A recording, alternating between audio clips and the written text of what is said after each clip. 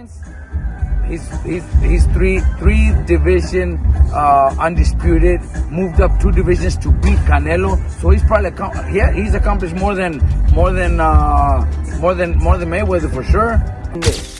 This may be the last time we see our legend, the greatest fighter of this generation.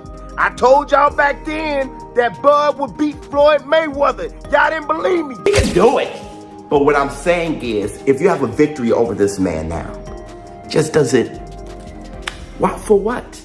Terence Crawford, we know. Boxing experts discuss why Terence Crawford's epic victory over Canelo Alvarez has made him the greatest of all time. Many people think that his ability to advance through weight classes while maintaining his dominance demonstrates a unique excellence that distinguishes him from previous winners.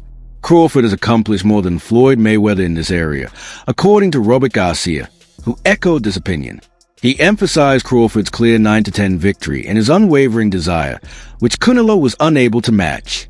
Garcia emphasized that Crawford's victory is much more noteworthy in boxing history, since Mayweather never tried such a challenge. Accomplished too much, has already done too much, and he wasn't. I don't see that hunger in him anymore.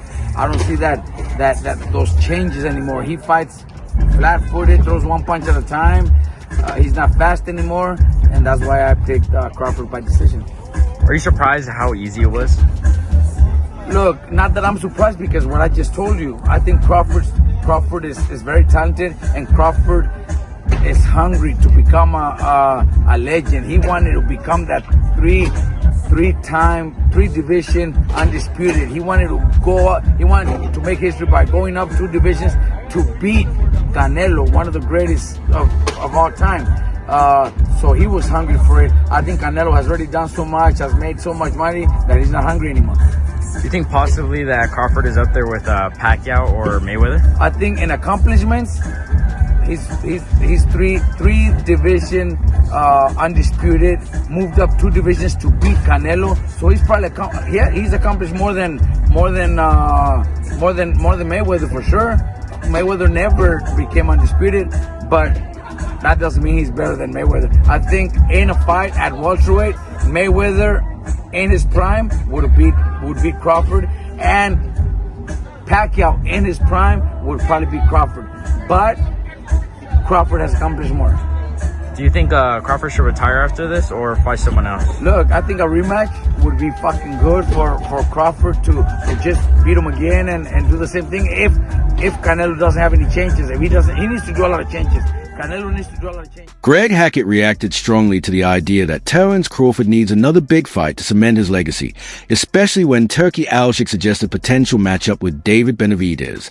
Hackett firmly rejected this notion, arguing that Crawford has already proven his greatness by doing the unthinkable, moving up multiple weight classes to face an dominantly defeat Canelo Alvarez Hackett emphasized that Crawford's victory over Canelo wasn't just another win. It was an career-defining moment that etched his name among boxing's all-time greats. Many doubted Crawford's chances, believing the size and strength difference would be too much, yet he silenced critics by taking on one of the sport's most respected champions and coming out on top in convincing fashion. In Hackett's eyes, this achievement alone secures Crawford's legacy He doesn't need to fight Benavidez or anyone else to validate his career. Sometimes, one historic fight tells the whole story, and for Crawford, his win over Canelo is exactly that defining chapter. Medieval effect, right? All right, you jumped over 3 buses. Let's say if you could do 10 buses. You know what I'm saying? He trying to test his limits, and they think the money is going to keep getting him out there.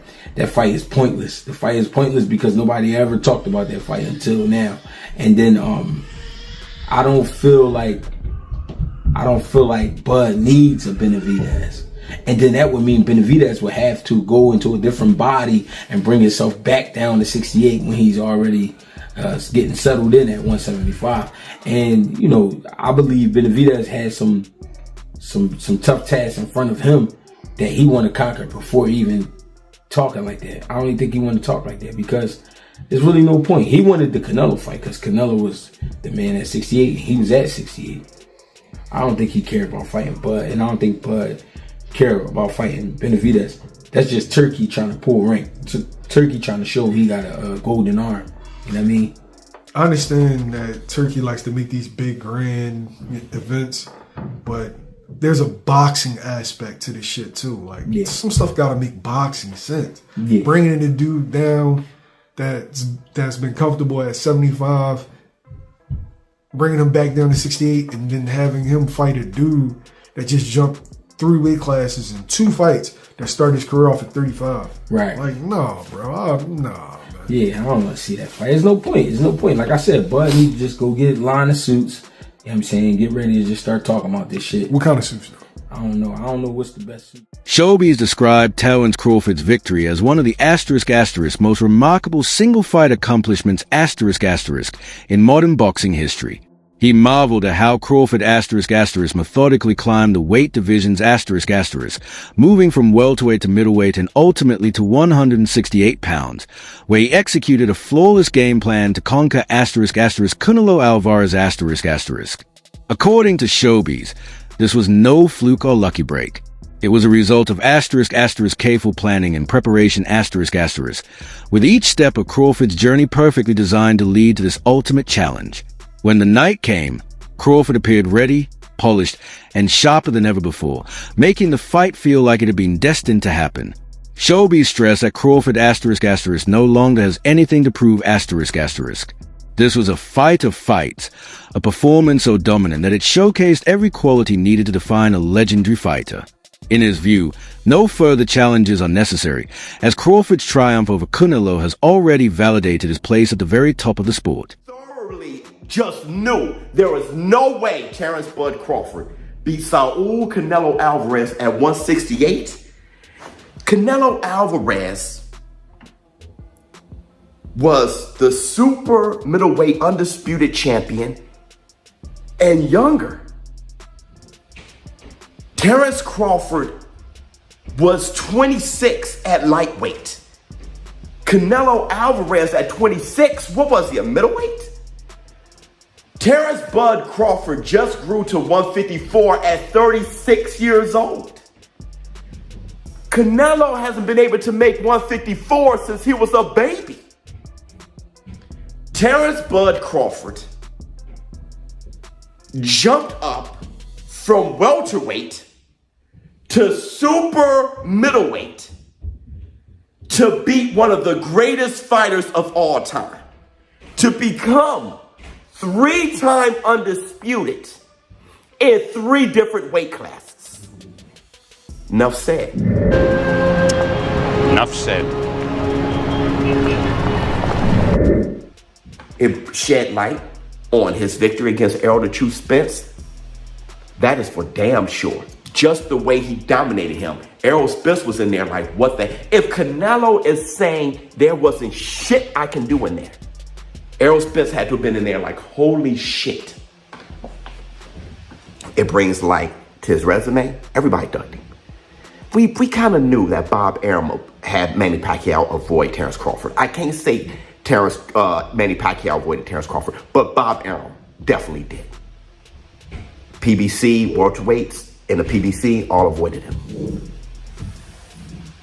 I am here to give credit to Terence Crawford for being one of the most ducked fighters in history. So you cannot any longer blame his resume, his greatness, and look at his resume when we all know, genuinely, we have to be genuine, that he is one of the most ducked fighters of all time, like Bob Foster, like Black Murderers Row, Charlie Burley and Eddie Booker and all those guys. Listen, Terence Crawford by himself is Black Murderers Row of this era. Now, do I need Terence Bud Crawford to continue fighting? Hell no. For what? If you beat Terence Crawford now, what do you want him to do? Strip down to 160, lose that muscle mass he has and be a little bit... We saw that with Roy Jones Jr., but he can do it. He's the everything man. He can do it. But what I'm saying is, if you have a victory over this man now, just doesn't... What for what? Tim Bradley has long been one of Terence Crawford's most vocal supporters, consistently praising his skills and calling him the ** baddest man on the planet **. After Crawford's historic victory over Canelo Alvarez Bradley felt completely vindicated. He reminded fans that many had doubted Crawford's ability to move up in weight and compete with the sport's bigger, stronger fighters. Yet Crawford didn't just compete. He dominated Canelo with shocking ease Bradley marveled at how smooth and effortless Crawford's performance appeared, almost as if he was sparring rather than battling one of boxing's most dangerous punches. This level of mastery, Bradley argued, elevates Crawford into a realm few fighters have ever reached. In fact, Bradley went so far as to compare Crawford favorably to Floyd Mayweather suggesting that this victory forces a new conversation about the greatest boxer of all time. For Bradley, defeating Canelo wasn't just about winning another belt. It was about redefining what it means to be pound for pound number one solidifying Crawford's status as not only the best fighter of his era, but potentially one of the greatest the sport has ever seen Terence Bud Crawford, the baddest man on the planet. Y'all saying, no, he too small, Tim. He too small. Man, that was easy. That was easy. That was more easy than I thought. Terence said he was going to have him crying, and he had him crying when they was walking out. They was crying. Oh, yeah. They were damn crying. They was upset. Head was down. They couldn't believe what they just witnessed. Oh, yeah. Boxing performance. I told y'all this was going to be one of the greatest boxing performances of all times. I told y'all. Y'all didn't believe me. Oh, Tim, you over here. You riding Crawford. You riding him like he God. You riding him like he invincible. All this stuff. You don't see that greatness now? You don't see that greatness. Yeah. Hey, go ahead and hop on the train. It might be too late now. It might be too late, because guess what? He done. Ain't nothing else he needs to do. Ain't nothing else he needs to do in boxing. Yep. Y'all doubt him now? Y'all doubt him now? I saw some of y'all goofies on y'all channels. You come here and you get the real over here. That's what you get over here. You want the real? You want a real breakdown from a real fighter, a Hall of Famer? That's what you do. You come right here and you gonna get the real and you gonna get the truth. Dang it. That's what you gonna get. Leave them other lames alone and come right on over here. Yeah, and get the truth and nothing but the truth. I've been trying to tell y'all for years about this. Been trying to tell y'all for years about Terence Crawford. Everybody put his resume down. Because it wasn't working. Or they were threatened in some kind of way. It was fucking Canelo. Canelo had some good punches in this fight. I thought early on that left hook to the body, which he got away from in the middle parts of the fight, got back to it a little bit at the end. But again, he was catching and shooting was a big part of why that went away. Bud was like, bop, catching him for it. Several times he hit him with that. Canelo had a decent jab at times. That right hand was able to catch Bud cleanly a couple of times, but not really. Bud's face looked normal, fine. You would never have known he went 12 rounds.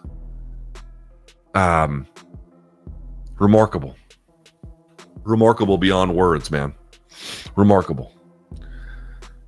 That is so. I fucking hope and pray that everyone who is I don't know what the casuals are going to say.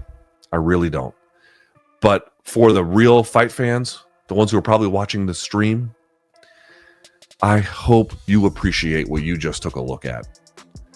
Daring to be great. Daring to do what people just basically, people have unified, or I should say, gone undisputed in 3-weight classes before, but it's exceedingly rare, right?